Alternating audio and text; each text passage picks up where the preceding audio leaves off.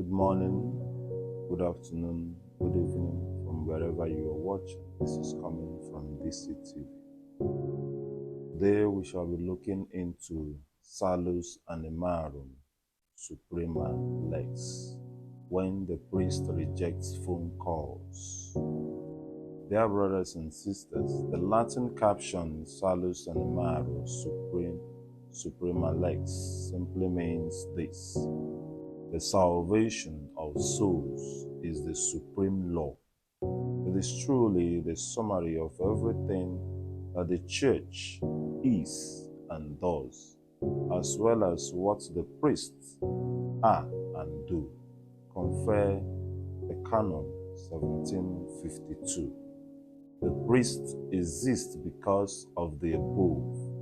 Therefore, priests are meant to always be available and accessible, especially when it has to do with the salvation of souls.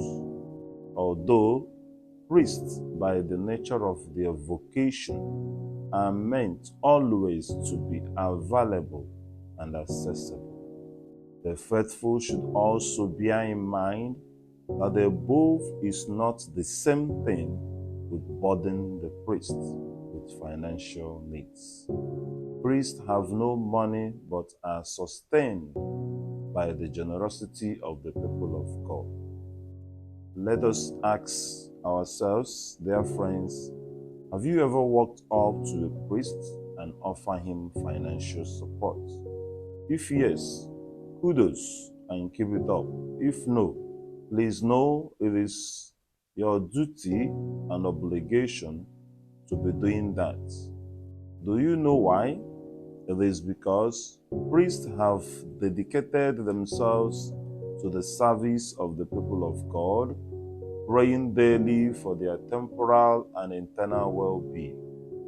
They do not marry, they have no biological children, they do not live with their family members, they are not also allowed to engage in personal businesses. Compare Canon Law 286. So, if they do all the above for the people of God, it is not worthwhile that they be supported always by the same people. Unfortunately, some of the faithful do not know their responsibilities towards their priests. Such persons are actually those who always believe that priests are banks or ATM machines. Just take a look at what the church teaches about the above, about what we have been talking about.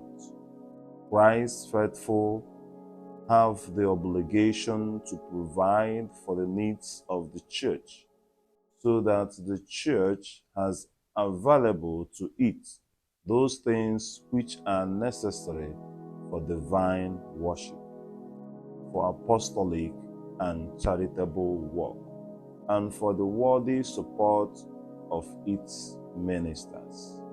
Compare Canon Law 222. So please, always feel free to approach your priest for your spiritual needs.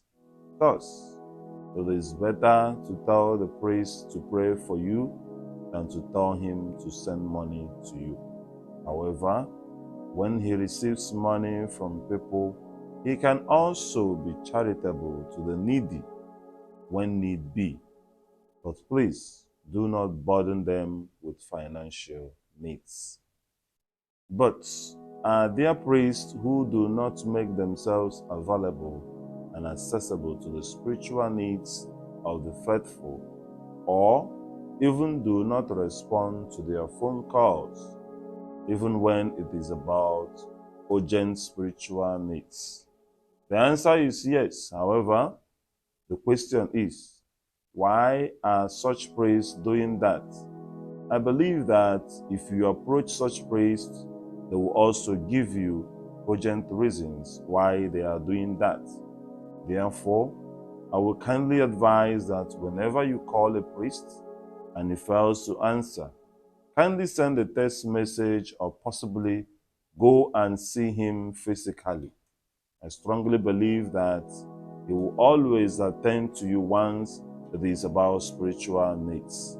But if you have acquired and you think that the reason is not cogent enough, kindly be praying for him. Perhaps he is failing in his priestly ministry.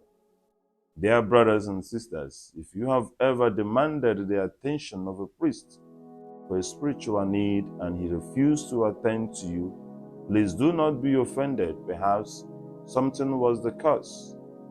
Do not, because of such experience, turn your mind away from the spiritual riches in the church, which God makes available to all of us through the ministry of his priests. The faithful should know it today and always that as priests, we sincerely love you and have been called for the sake of your salvation, of our salvation, of your souls, and of our own souls. May Jesus continue to be Jesus for us through Christ our Lord. Keep watching DCTV. I remain your brother, Reverend Father Desmond.